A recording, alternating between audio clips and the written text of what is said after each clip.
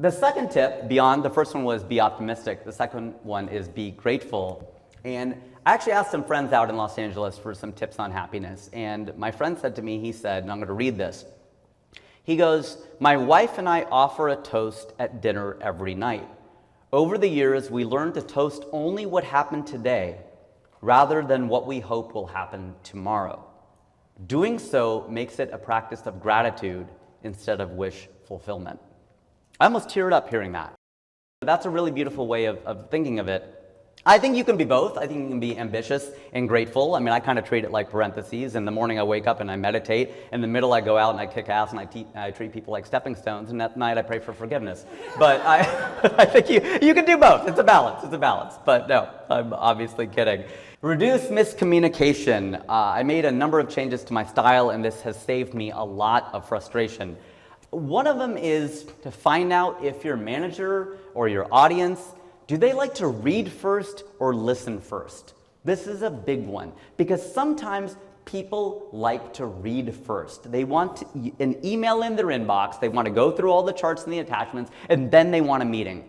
Other people are completely other way around. They're like, no, don't talk to me in the hallway, okay? Go ahead and, like they want to be cornered in the hallway. Some people do, and some people want it the other way around. And that miscommunication happens all the time. They're like, well, I wish you would have just talked to me about it first without sending me all of this stuff. And some people like it the other way around. So I think that's a really, really important thing to keep in mind.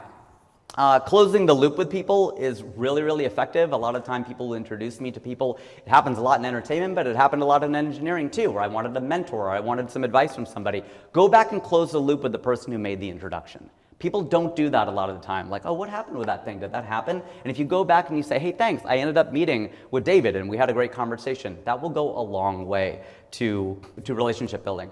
I'm not going to play this clip because it's been seen 26 million times on YouTube. You've probably seen it. If not, maybe you've heard of it. You can YouTube it. It's called It's Not About the Nail. And it is a great conversation between a man and a woman about whether she wants him to solve her problems or not. But one of my managers at the Page had a great philosophy. So when I sat down with him, he had all these rules for engagement of how to work with him and for him. And he goes, well, you work for me, so I can wear 3 hats. He goes, when you come to my office, I'm your boss. I have an evaluator hat on. So when you bring a memo to me and you present it to me, I'm evaluating you. That is my job. I am your boss, okay? You could fix that. I can wear another hat. It's called sounding board. All you had to do when you came in here was write draft at the top of it.